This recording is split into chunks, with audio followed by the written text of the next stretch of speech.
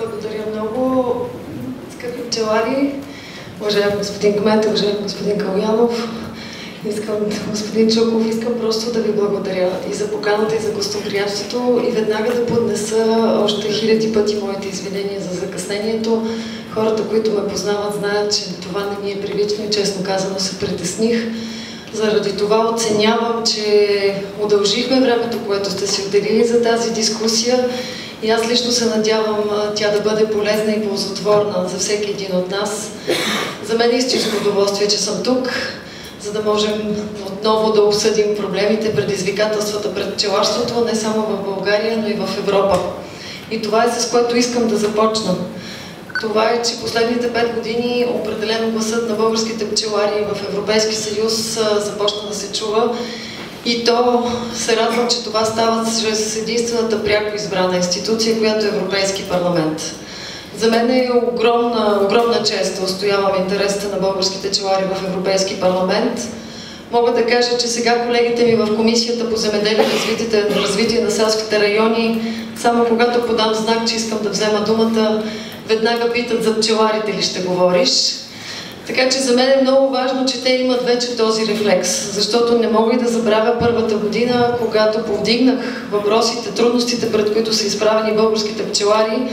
След края на заседанието част от колегите ми дойдоха, ме попитаха дали няма грешка с превода и има ли пчелари и мед в България. Сега това вече не е така. Това, което много бързо си дадохме равносметка, е, че предизвикателствата пред пчеларите в България са и предизвикателства пред пчеларите в целия Европейски съюз. Защото Европейски съюз е втори след Китай по производство на мед, но виждаме, че в България това, което отличава от другите страни, е, че сравнително малък дял на професионалните пчелари.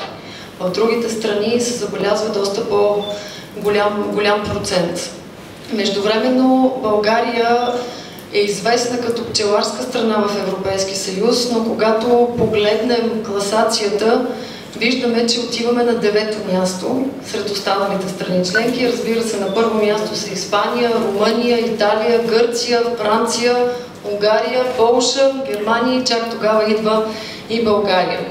Това, което е обезпокоително в момента, е спадът, който се наблюдава и в броя на пчеларите, и в броя на кошерите. Друг е въпросът, че част от пчеларите са тези, които са ни обърнали внимание как биват набирани тези статистики, как тя бива официално подадена до Европейска комисия, но това е въпрос, на който предстои също да продължаваме да търсим отговор. Така или иначе, основни предизвикателства пред пчеларството продължават да бъдат високата смъртност на пчелите, продължава да бъде необходимостта от достойно заплащане на труда на пчеларите. И тук знам, веднага предполагам и темите, които ще обсъдим, са свързани с два аспекта. От една страна липсата на директни плащания за пчеларите в Европа и от друга национална програма по пчеларство, да, но средства по нея крайно недостатъчни, обхващаша много малка част от пчеларите в България.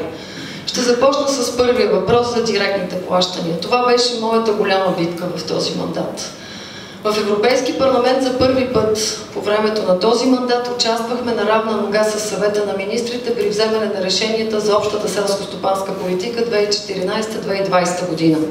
За първи път Европейски парламент беше съзаконодател. За първи път трябваше Европейска комисия и съвета на министрите да разберат, че Европейски парламент има не само своето право на поглед и право на информация, но и право на думата. Това, което аз успях да постигна и за което се радвам и благодаря, е, че колегите ми в Европейски парламент подкрепиха моето предложение за създаване на директна субсидия на пчелно семейство. Заради това и на 13 март 2013 година, когато получих с такова голямо мнозинство подкрепата на колегите в Европейски парламент, ми се струваше, че една голяма част от пътя е извървяна. За съжаление, по време на крайните преговори, юни месец, между съвета на министрите и Европейска комисия, другите две институции отхвърлиха това предложение на Европейски парламент. И то не залегна в сегашния текст. Аз обаче смятам, че сме направили решителна крачка напред. Първо, колегите в Европейски парламент всички знаят, че това предложение за директна субсидия на пчелно семейство е българска идея. То е идея на българските пчелари. Явно не сме достигнали все още до това съзнание тя да бъде валидна за целия Европейски съюз. Трябва да отбележим и тук, че няма нито една друга страна членка в Европейския съюз, която да има такава субсидия. Сигурна съм, че идеята ще има бъдеще. Трябва обаче да продължим да я отстояваме и то както до сега, с много конкретни аргументи, с много факти, отстоявайки мястото на пчеларството като стратегически сектор за цялата хранително-вкусова верига.